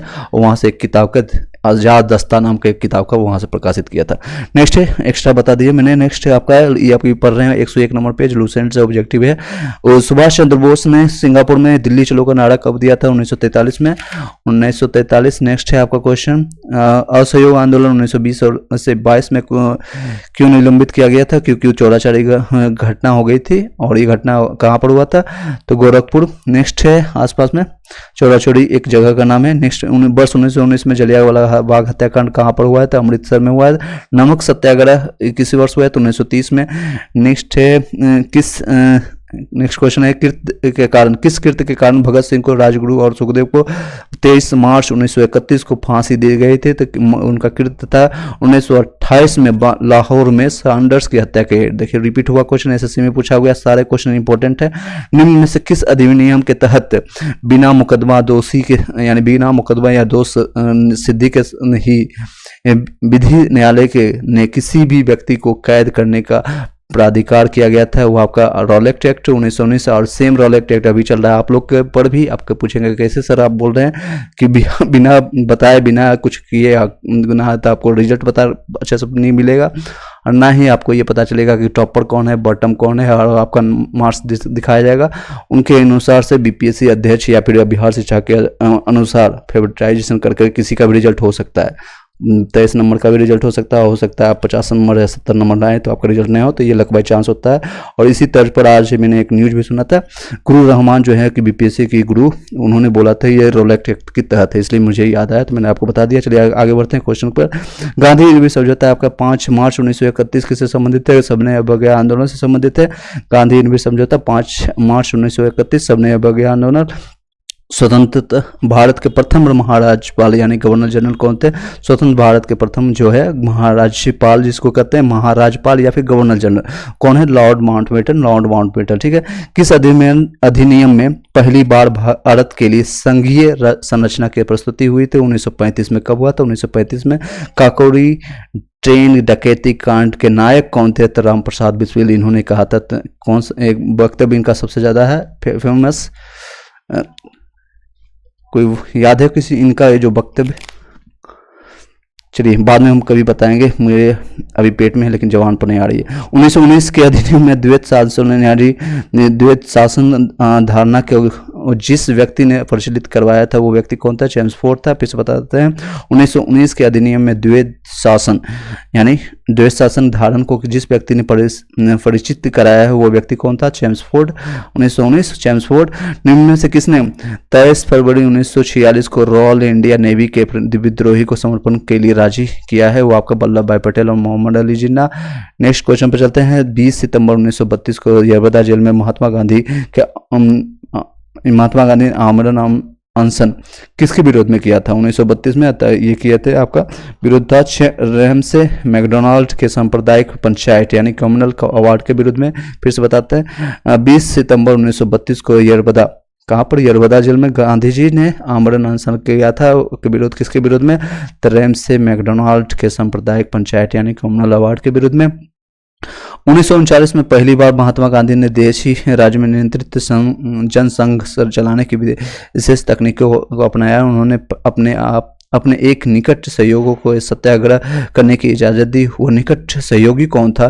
तो आपका राजकोट में वल्लभ भाई पटेल। नेक्स्ट है निम्नांकित आंदोलन में से किसमें महात्मा गांधी ने भूख हड़ताल को एक हथियार के रूप में पहली बार प्रयोग किया था? सबसे पहली बार प्रयोग भूख हड़ताल का अगर क्वेश्चन पूछेगा तो बताइएगा 1918 में अहमदाबाद मिल मजदूर के लिए। जलियांवाला बाग में गोली चलाने का आदेश किसने दिया था? बताइएगा, इजी क्वेश्चन है, आंसर बताइए, ऑप्शन नहीं देंगे आंसर। Very good. नेक्स्ट है महात्मा गांधी को सर्वप्रथम राष्ट्रपिता किसने कहा था? सुभाष चंद्र बोस ने कहा था। क्रिप्स मिशन 1942 के असफल होने का सबसे महत्वपूर्ण कारण कौन सा था? तो क्रिप्स का ग्रहण करने या छोड़ देने वाला दृष्टिकोण। फिर से बताते हैं 1942 में क्रिप्स मिशन के असफल होने का सबसे महत्वपूर्ण कारण कौन सा था? तो क्रिप्स का ग्रहण करने या छोड़ देने का दृष्टिकोण। नेक्स्ट है भारतीय राष्ट्रीय कांग्रेस के सबसे अधिक समय तक अध्यक्ष कौन रहे? तो अब्दुल कलाम आजाद, मैंने बताया था सबसे कम एज में यही बनाया और सबसे पहले शिक्षा मंत्री यही बने। 1939 से लेकर के 45 तक कोई चुनाव नहीं हुए तो लगातार ये 6 साल तक बनते रहे, इसलिए सबसे ज्यादा कौन कांग्रेस के अध्यक्ष रहे? तो अब्दुल कलाम आजाद। नेक्स्ट है 15 अगस्त 1947 को भारत ने पहली बार भारतीय आजादी का जश्न मनाया था। तब महात्मा गांधी थे कहाँ थे? वो कोलकाता में थे। चलिए, गाना गा रहे थे रविन्द्रनाथ टैगोर के साथ, बस आप याद रखने के लिए कर सकते हैं। भारत एवं पाकिस्तान का विभाजन किस योजना के तहत हुआ था? माउंटबेटन योजना के तहत। और यही थे अभी महात्मा गांधी की हत्या कब हुई? तो 30 जनवरी 1948 को गॉडसे के द्वारा। कौन सा भारतीय एवं स्वतंत्र भारत का पहला गवर्नर जनरल? श्री राजा गोपालाचारी। कायदे आजम किनको कहा जाता था? मोहम्मद अली जिन्ना को। नेक्स्ट है, चलते हैं, सरदार वल्लभ भाई पटेल को जाना जाता है राज्यों के पुनर्गठन के लिए लौह पुरुष के रूप में या देश बंधु के रूप में? तो सही जवाब होगा देश बंधु को छोड़ करके बाकी दो राज्यों के पुनर्गठन के लिए भी जाना जाता है इनको, और लौह पुरुष के भी रूप में जानते हैं। गांधी जी किस गोलमेज सम्मेलन में भाग लेने के लिए लंदन गए थे? एकमात्र गए थे 1931 में। दूसरी गोलमेज सम्मेलन 1931 या 32 बताइएगा, ईयर इसमें नहीं दिया हुआ है। असहयोग आंदोलन बताए 31, हाँ 30, 31, 32 लगातार हुआ था ना। हाँ जी, वेरी गुड। नेक्स्ट है असहयोग आंदोलन शुरू करने के समय अभी ये फायदा कर रहा है या स्पीड में, या फिर इसको स्लो चलाएं? आराम से स्लो चलाएंगे तो बड़ा कंटेंट बहुत छूट जाएगा। मेरा टारगेट रहता है 1 से 1.5 घंटे में ज़्यादा कंटेंट करने। ओके जी। नेक्स्ट, असहयोग आंदोलन शुरू करने के समय भारत के वायसराय कौन थे? तो उसमें असहयोग आंदोलन कब हुआ था? 1920, हाँ 1919 के बाद 1920 में, और उसमें वायसराय थे भारत के वो लॉर्ड चैम्सफोर्ड। भारतीय स्वतंत्रता आंदोलन के दौरान चर्चित पुस्तक जो निकला था इंडिया फॉर इंडियंस किसके लिए था? चित्तरंजन दास के द्वारा निकला गया था। India for Indians Chittaranjan Das, CR Das. Next है जनरल डायर की हत्या किसने की थी? उधम सिंह ने किया था। कब किए थे? 1940 में। नेक्स्ट है 21 साल बाद, सोचिए, साइमन कमीशन का भारत आगमन किस वर्ष हुआ? देखिए, उन्होंने एक कहता है कमिटमेंट होता है 40 साल तक, मतलब 21 साल तक प्रतीक्षा करते हैं, और कोई आज एग्जामिनेशन के प्रिपरेशन में 1 साल भी नहीं देते हैं, 6 महीना भी नहीं देते। चट मंगनी पट ब्याह वाला बात करते हैं, वही चटपट जो आप समझ सकते हैं किनको इंडिकेट कर रहे हैं। जिनको खुद सरकार कोई एग्जामिनेशन पास नहीं किए हैं, खुद कहीं कोई जाकर के सीटेड बीटेड नहीं दिए हैं, और कह रहे चट में आपको उनको सरकार मिल गया, एक कह सकते हैं एंसेस्टर दिया गया है। चलिए आगे बढ़ते हैं। साइमन कमीशन का भारत आगमन किस वर्ष हुआ है? तो 1928 में हुआ है। भारतीय कम्युनिस्ट पार्टी का अस्तित्व किस वर्ष में हुआ है? 1921 में। महात्मा गांधी के राजनीतिक गुरु कौन थे? तो गोपाल कृष्ण गोखले हैं। सारे जहां से अच्छा हिंदुस्तान हमारा, इकबाल के द्वारा। दीनबंधु किनका है? तो CF एंड्रूज ने। दीनबंधु के नाम से कौन विख्यात था? तो CF एंड्रयूज। नेक्स्ट है, नहीं ये I have a doubt regarding this one. 44 just wait. जी हाँ, यहाँ से दिया हुआ है CF एंड्रयूज। ऑप्शन है CF Kharwade, Acharya Narendra Dev, Chittaranjan Das. This one Deenbandhu की क्या होगा? दीनबंधु हमको लगता है चित्तरंजन दास होना चाहिए। CR दास।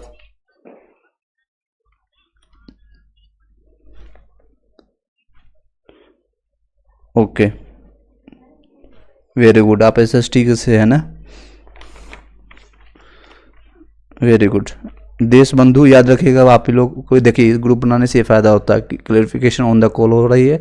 यानी देश बंधु चित्तरंजन दास, दिन बंधु आपका CF एंड्रयूज। एक बार गूगल सर्च कर लीजिएगा, इसके बाद रिकॉर्डेड है, बाद में आप कमेंट बॉक्स में बता दीजिएगा जो लोग यूट्यूब पर देखेगा।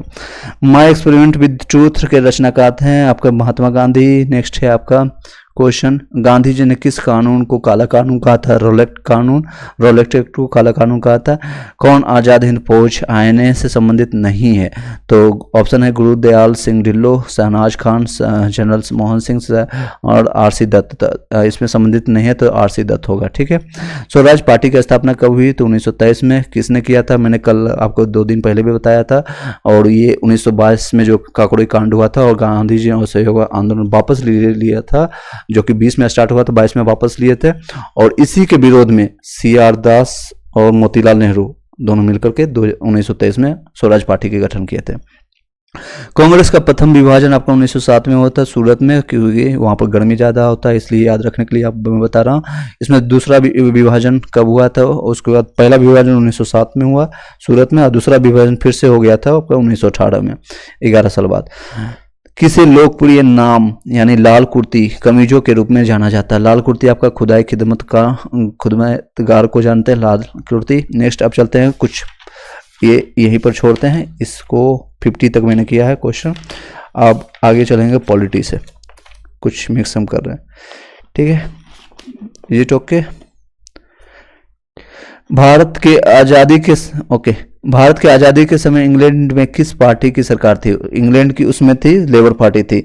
नेक्स्ट क्वेश्चन चलते हैं आपका सूरत विभाजन। ये भारत की पॉलिटी में भी हिस्ट्री का क्वेश्चन आ रहा है। सूरत का विभाजन 1907 में है और पूर्ण स्वराज का संकल्प किया गया था 1929 में, और सर्वदलीय सम्मेलन किया गया था 1908 में। और नेक्स्ट है, संविधान सभा को किसने मूर्त रूप प्रदान किया था? मूर्त रूप प्रदान किया था। ऑप्शन है महात्मा गांधी, मोतीलाल नेहरू, एमएन रॉय और जवाहरलाल नेहरू। तो मूर्त रूप आपको दिया था जवाहरलाल नेहरू ने। नेक्स्ट क्वेश्चन पर चलते हैं, संविधान सभा से संबंधित है आपका टॉपिक, और इससे संबंधित कुछ क्वेश्चन देखते हैं। 1922 में निम्नलिखित में से किसके द्वारा यह उद्गार व्यक्त किया गया है कि भारतीय संविधान भारतीयों की इच्छा होगा? भारतीयों की इच्छा होगी, भारतीय संविधान भारतीयों की इच्छा अनुसार होगा। तो किसने कहा था 1922 में? तो महात्मा गांधी ने कहा था, महात्मा गांधी जी ने कहा था। नेक्स्ट है 1924 में से किसके द्वारा ब्रिटिश सरकार ने यह मांग की कि भारतीय संविधान के निर्माण के लिए संविधान सभा का गठन किया जाए? संविधान सभा के गठन किसके द्वारा किया था? मोतीलाल नेहरू ने कहा था, मोतीलाल नेहरू। नेक्स्ट है, संविधान सभा के विचार का औपचारिक रूप से प्रतिपादन किसके द्वारा किया गया था? औपचारिक प्रतिपादन आपका एमएन रॉय के द्वारा किया है। नेक्स्ट क्वेश्चन पर चलते हैं, कांग्रेस ने किस वर्ष किसी प्रकार के बाह्य हस्तक्षेप के बिना भारतीय जनता द्वारा संविधान के निर्माण की मांग को लेकर के प्रस्ताव पारित किया था? 1936 में। फिर से बताते हैं, कांग्रेस के किस वर्ष किसी प्रकार के बाह्य हस्तक्षेप के बिना, यानी कि वो स्वतंत्र रूप से होना चाहता है कि अब हमें बंटवारा कर दो, अपने मन से करेंगे, जैसे होता है ना घर में बच्चे बड़े होने के बाद। तो कांग्रेस ने किस वर्ष कहा? किस वर्ष बाह्य हस्तक्षेप के बिना भारतीय जनता द्वारा संविधान के निर्माण की मांग को लेकर प्रस्ताव कब किया था? तो 1936 में किया था। बहुत डीप में सारे क्वेश्चन है।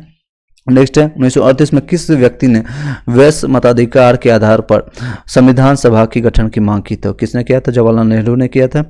नेक्स्ट चलते हैं, ये रिपीटेड क्वेश्चन है, भारतीय संविधान सभा गठित करने का आधार क्या था? भारतीय संविधान गठित करने का एक सेकंड, मोमेंट।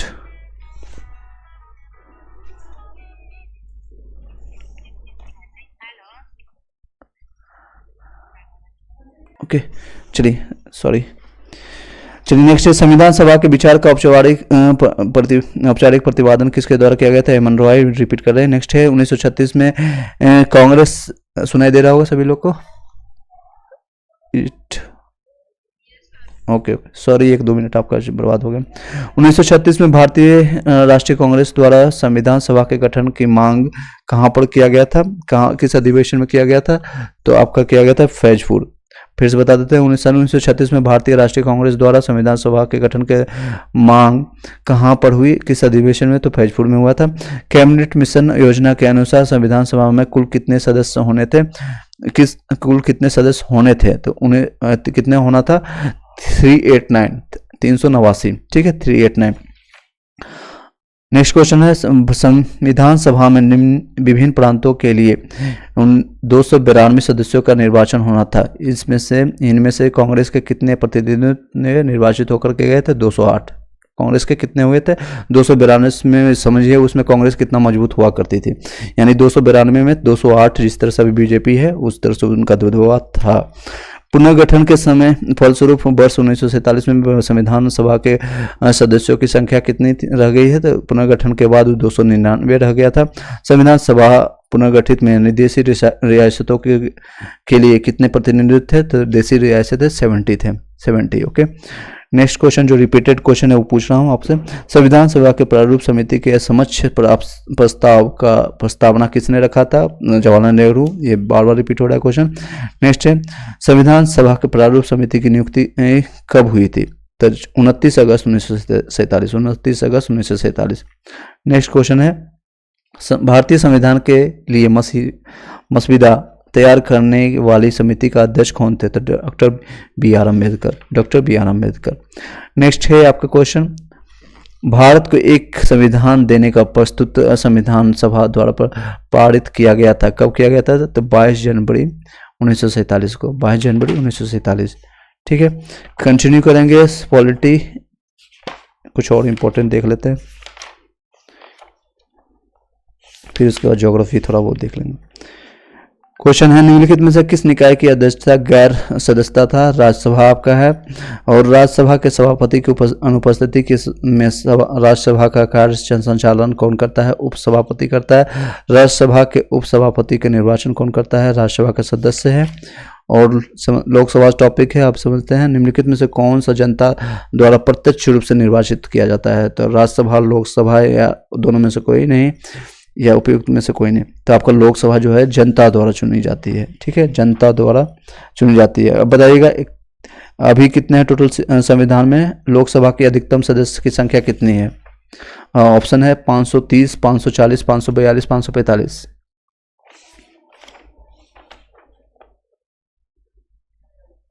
बिल्कुल सही जवाब, नहीं 45। ओके, अब सही जवाब। लोकसभा की अधिकतम सदस्य संख्या कितनी हो सकती है जो मनोनीत को ऐड करने के बाद? ऑप्शन देना पड़ेगा, 12 ऐड कर लीजिएगा 45 में। ठीक है, नहीं 45, 552, 7 ऐड करते हैं ना। ऑप्शन है 543, 500 क्या चाहिए?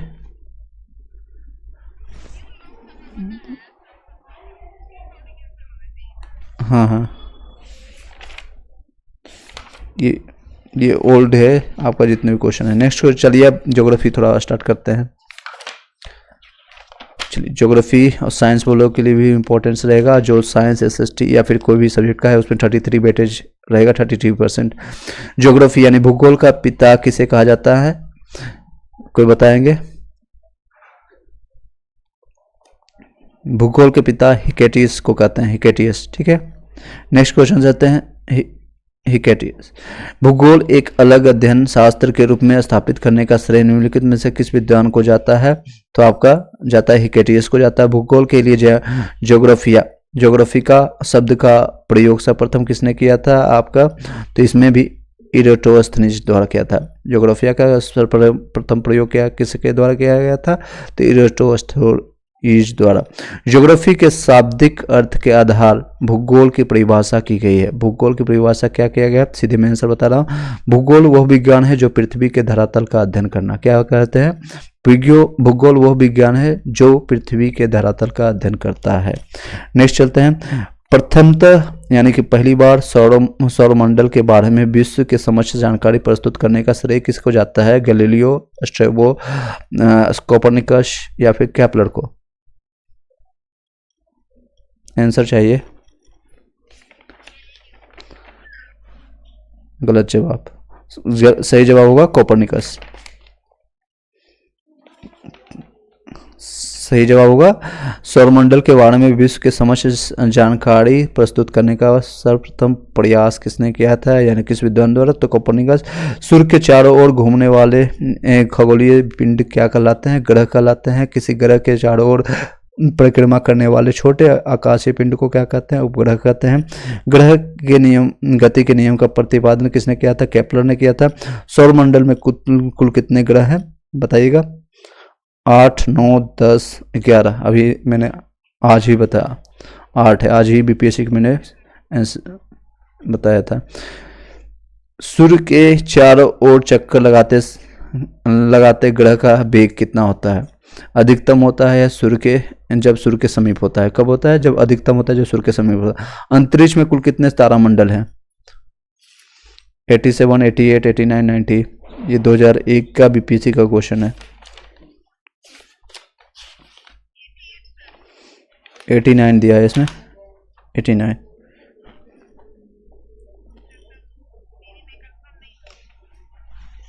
ओके 89 है, आप देख सकते हैं। इसकी संख्या आगे पीछे होती रहती है, तो इसलिए हम भी इसमें एग्जैक्ट नहीं बताएंगे, जो बुक में बता रहा है अभी मैं वही बता रहा हूँ आपको। ठीक है, चलिए आगे बढ़ते हैं। विश्व की जनजाति से संबंधित कुछ क्वेश्चन है। एनु जनजाति कहाँ पाई जाती है, एनु जनजाति आपका जापान में पाई जाती है। लाई जनजाति विश्व का निवास कहाँ पर है, तो लाई म्यांमार में है, म्यांमार है आपका। ब्रिटेन नामक पर्वतीय जनजाति कहाँ पाई जाती है, फ्रांस में। माओरी जनजाति का निवास कहाँ है, तो माओरी आपका है न्यूजीलैंड में, माओरी न्यूजीलैंड। सोमांग जनजाति आपका मध्य अफ्रीका में है आपका। पर्वतीय क्षेत्रों में निवास करने वाले एटा जनजाति कहाँ पर है, मलेशिया में। अफ्रीदिशी आपका है इंडोनेशिया में। ऑस्ट्रेलिया के मूल निवासी को किस नाम से जाना जाता है, किक्यू के नाम से जाना जाता है, किक्यू। नेक्स्ट है, न्यूजीलैंड के मूल निवासी को किस नाम से जाना जाता है, मायूस के नाम से जानते हैं। निम्नलिखित में से कौन सा नाइजीरिया का मूल निवासी है, तो चुकची नाम से जानते हैं, अजीब सा नाम है। निम्नलिखित में से कौन सी जनजाति नील नदी की घाटी क्षेत्र में निवास करती है, कफेलो। एस्किमो निवासी कहाँ के हैं, तो कनाडा के। एक बार देख लीजिएगा। नेक्स्ट आप टॉपिक पर चलते हैं। कुछ उपनाम है नगरों के। जापान के डेट्रॉयट उपनाम के कौन सा नगर के नाम से जानते हैं, नायोक के नाम से जानते हैं। निम्नलिखित में से कौन सा कनाडा का डेट्रॉयट के नाम से जानते हैं, तो विंडसर जानते हैं। ये सब सुने हैं या आपने पढ़ा है, या ऊपर से जा रहा है आपके सर के ऊपर से,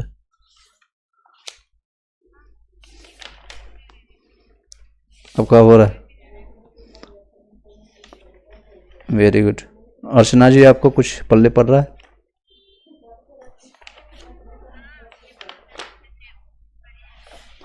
ओके वेरी गुड। चलिए ये आपका ऑब्जेक्टिव आपके पास है, लूसेंट का ऑब्जेक्टिव आप लोग के पास, 1, 2 बाकी लोग के पास। चलिए वो तो मैंने भेज दिया था ग्रुप में सभी लोग को, बिना ऑप्शन वाले। हाँ, ऑप्शन वाले में दिक्कत है कि मेरे पास टाइम नहीं तो मैं आपको उसका खींच के भेज देता है। जितना हम उसको खींचने में टाइम लगेगा उससे बढ़िया है कि मैं उतना टाइम में आपको पढ़ा दूंगा, सुना दूंगा। इसलिए मैं, अगर मुझे कोई आदमी मिल जाता है एक दिन बैठा करके उससे खिंचवा करके मैं आपको भेज दूंगा, ये कर सकता हूँ। मेरे पास टाइम नहीं। अगर आप लोग को हेल्प हो सकता है, एक दूसरे का कर सकते हैं, उसमें कोई दिक्कत नहीं। चलिए आगे बढ़ते हैं। केमिस्ट्री का केमिस्ट्री है, क्योंकि टाइम नहीं है बहुत, अब 4-5 मिनट बचा हुआ है। हाइड्रोजन की खोज करता कौन है? कैवेंडिश है। किस तत्व को रसायन विज्ञान में अवाड़ा तत्व की संज्ञा दी जाती है? तो हाइड्रोजन को ही अवाड़ा तत्व की संज्ञा दी जाती है। कौन सा तत्व ब्रह्मांड में सर्वाधिक मात्रा में है? तो हाइड्रोजन है। समानतः किस निम्न में से किसे भविष्य का ईंधन कहते हैं? हाइड्रोजन को ही कहते हैं। वह तत्व जो अम्लों का आवश्यक तात्विक घटक होता है वो हाइड्रोजन है। वह तत्व जिसका परमाणु क्रमांक एवं परमाणु भार दोनों समान है वो हाइड्रोजन ही है। हाइड्रोजन के समस्थानिक कितने हैं? तो 3 है। निम्नलिखित में कौन हाइड्रोजन का समस्थानिक नहीं है? तो ऑप्शन है प्लूटोनियम, ड्यूटेरियम, ट्राइटेरियम, ओजोन। बताइएगा। Very good. चलिए बीच बीच में अब 10 गो 5 अगर 7-8 बताएंगे स्पीड से, 1-2 क्वेश्चन आपको पूछेंगे ताकि पता भी चले, कोई लोग सो तो नहीं गया। हाइड्रोजन के रेडियो सक्रिय समस्थानिक को कहते हैं ट्राइटेरियम कहते हैं। निम्नलिखित में से धातुओं में से कौन सी धातु नमक के तनु अम्ल यानी हाइड्रोक्लोरिक एसिड के क्रिया से हाइड्रोजन गैस नहीं देती है, वो आपका कॉपर नहीं देता है। बाकी है जब रक्त तप्त लोहे के ऊपर भाप गुजारी जाती है तो कौन सी गैस बनती है? आपका हाइड्रोजन गैस बनती है। चलिए एक चीज़ और बताना चाहेंगे, जिससे आप लोग को नोट्स मिला है तो एक एक पार्ट आप लोग बांट लीजिए। जैसे अभी यहाँ पर ग्रुप में है 5 से 6 लोग हैं, तो आप जिसका एसएसटी है उसी में से कल जैसे आप रूपम में आज चली गए हैं तो उन्होंने बोला था कि हम ज्योग्राफी का कंप्लीट कर देंगे 6 क्लास को, वो मेरी जिम्मेदारी बनता है कि उसका रिपीट करवा देंगे। उसी तरह से आप अपने सब्जेक्ट का, जैसे उषा जी का एसएसटी है, अर्चना जी का साइंस है, तो आपको जो एनसीईआरटी मिल रहा है या फिर लूसेंट को हेल्प लेकर के क्वेश्चन आपको पहले थ्योरी वहाँ से करना है, जो मैंने आपको दिया था एनसीईआरटी का नोट्स वहाँ से करना है, क्योंकि वो उसको अगर एक बार करके चले जाएंगे तो बीपीएससी का कहीं से भी क्वेश्चन आपका छूटेगा नहीं। और प्रैक्टिस के लिए ये सारी चीज़ें आप यूज कर सकते हैं। मैंने रिसेंटली अभी जो बुक लिया है उसको भी आपको दे देंगे प्रैक्टिस सेट करने के लिए, वो भी आप किसी और से हम पीडीएफ उसका बनवा करके आपको भेजते जाएंगे एक एक करके डेली। ठीक है, ओके। कोई बता सकते हैं? अदरवाइज इसको हम यहीं पर माइंड करते हैं। 1 मिनट पहले मैंने आज बाइंड कर दिया। हाँ जी बताइए।